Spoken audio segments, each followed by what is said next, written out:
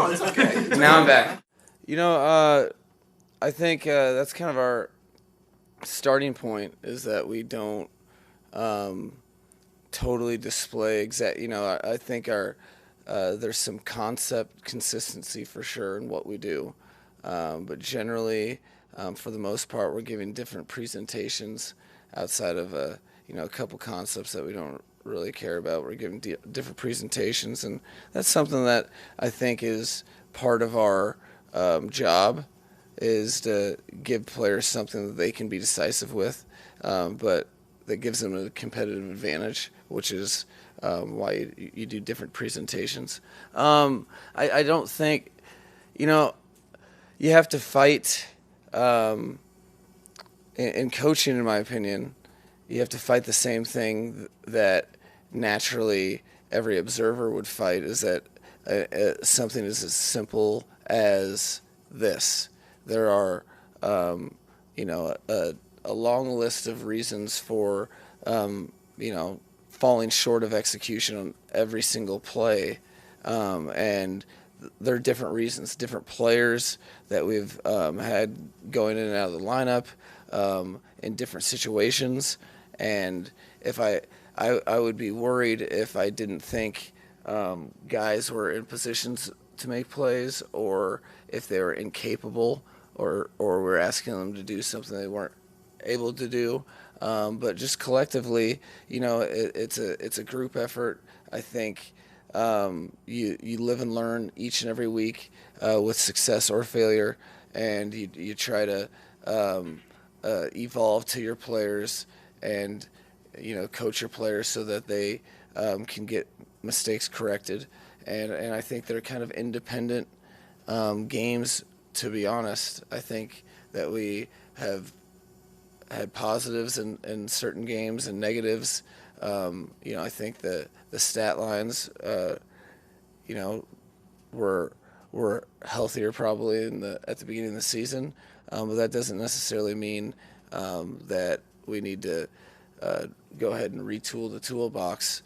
I think our guys are playing confident. I think outside of what does the game look like if you don't turn over the ball 3 times? That's kind of how I look at it. And if we weren't able to move the ball, I'd probably feel differently in that particular game. But each individual game is independent of itself, and as long as you don't have overly consistent themes with regard to the plays you're running or the issues that you're having, that you're all right, and you need to just keep moving forward in the season like we are. We do to everything, honestly, and that I already know before I call a short yardage play that there's a heightened awareness of that situation. I also keep very close to reality in terms of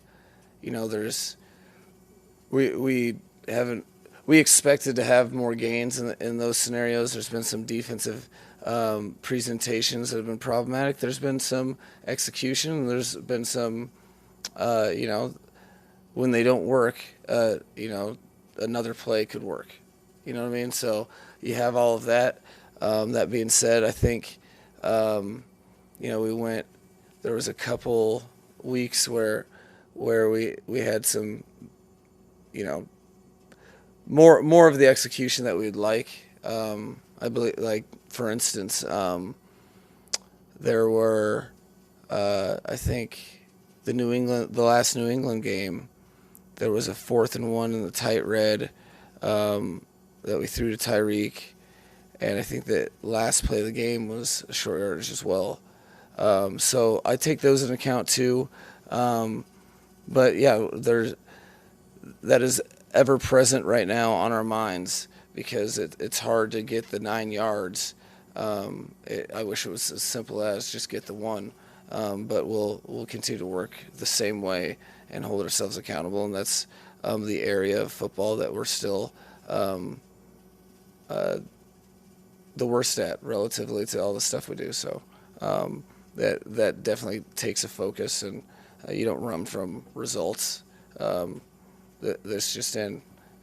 We want every play to work, and when it fails, it's our job to fix it. We had some. He was feeling better this morning. We found out that it was the same knee. It's not going to require surgery or anything, and we're just getting extra feedback and opinions on that, and we'll be taking that day by day this week. I mean, there's a chance that he will and he won't. I think that's like that. So it's pretty much day to day, but I would definitely not rule it out, but would definitely not rule it in either. We're just fresh off of a game, and we have a short week, so it just kind of compounds the variables. But we'll take it day at a time and see how it progresses. There's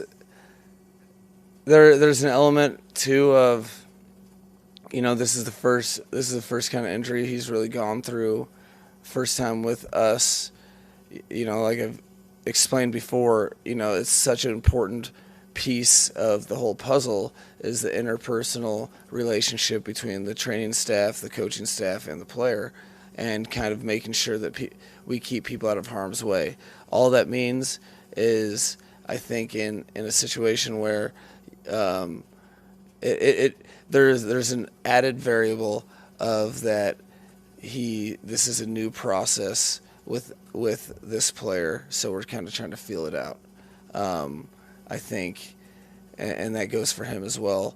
We're working together to try to do what's right, not keep someone from an opportunity, but also not put them behind the eight ball and make matters worse. So we were proactively,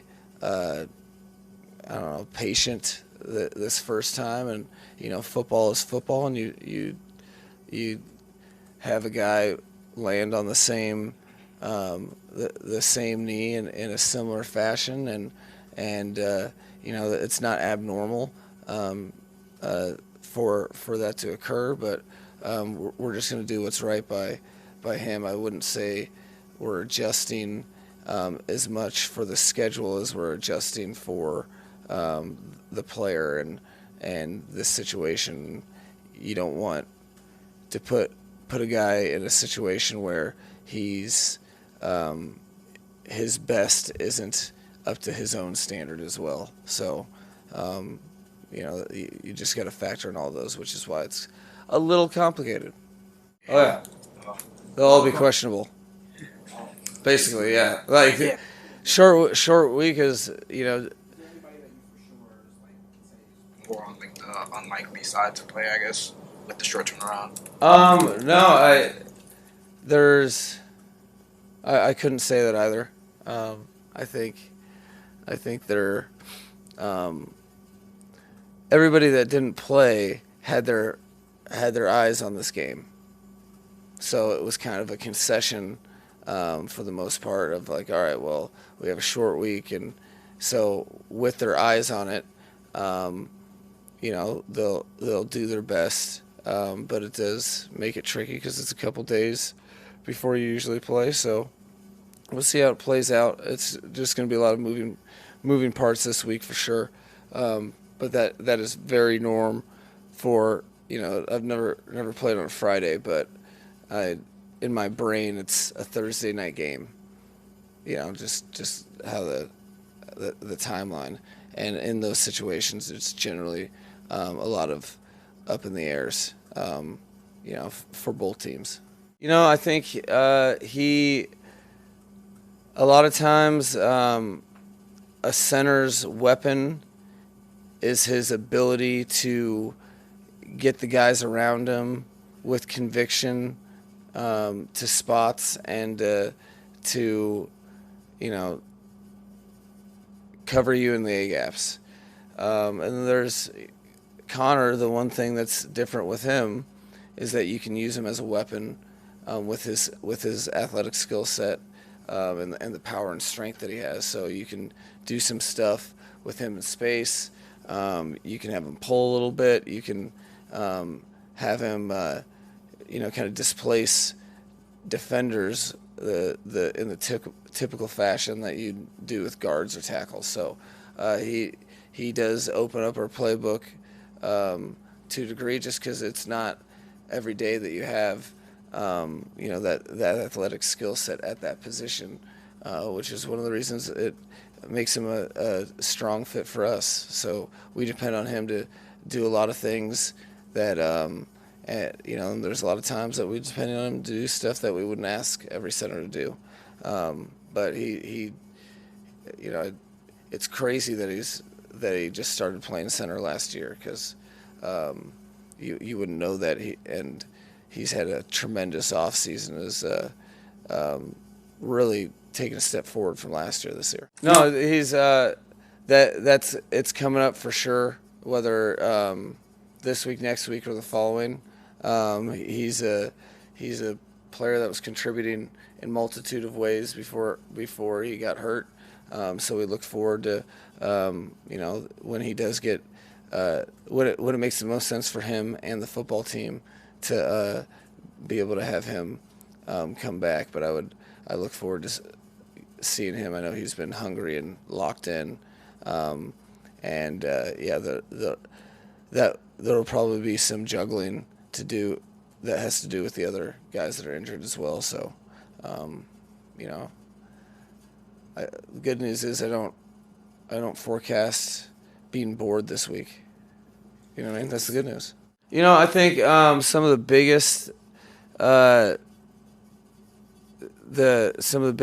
influence that those two players have in particular there's a calming nature that they bring to big moments, because it's hard enough to make plays in this league.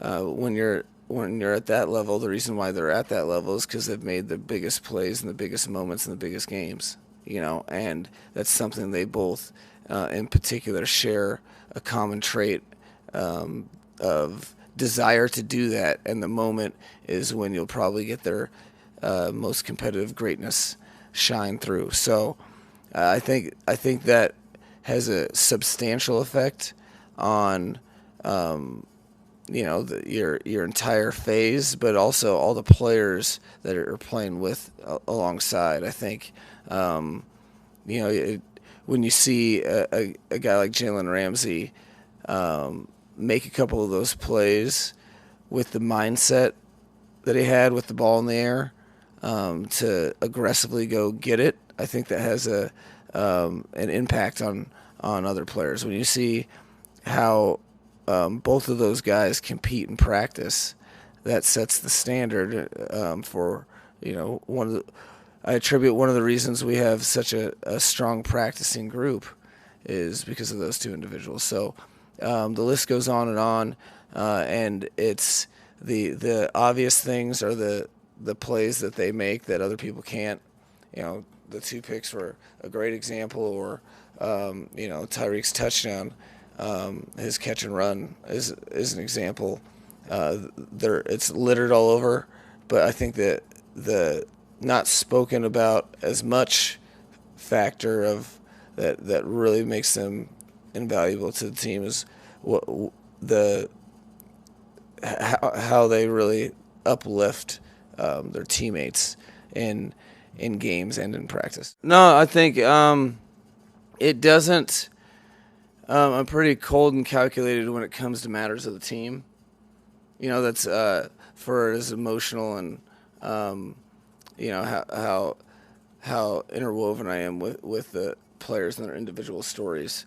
When it comes down to a decision for the team, I definitely flip and it becomes very easy to do to make those decisions. And Jeff was a tough one yesterday because it wasn't because I didn't want him up.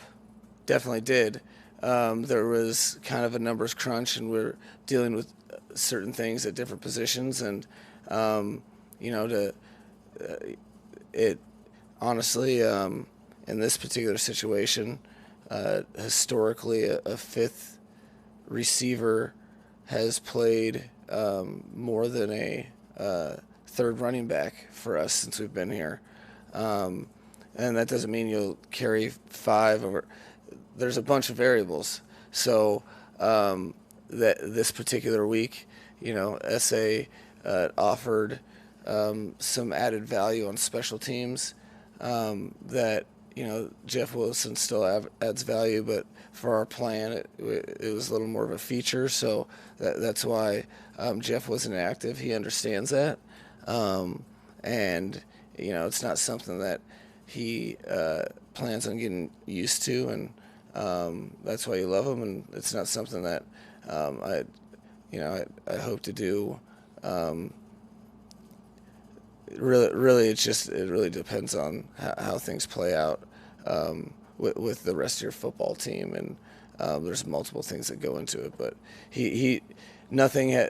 I see the same spirit, the same athlete, and he's a guy that I know will contribute for us this season, and has been patient as he's waited for that opportunity.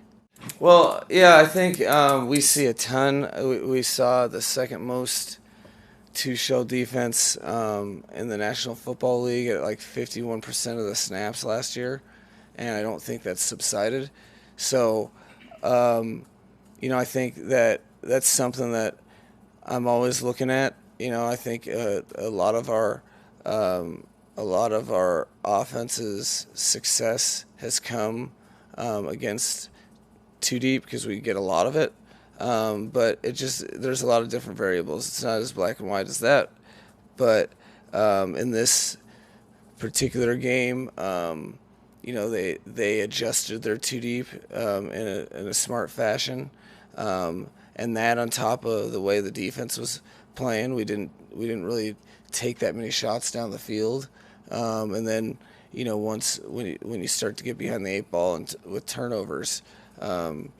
And know that you're moving the ball, you get, it just kind of changes the game and kind of how you call it. But I think that's something that we always have to be prepared for, because I think really the default against our offense has kind of been all the various forms of two-shell. I think that's kind of more of the norm for us. But, I think that's the challenge that's presented to us each and every game.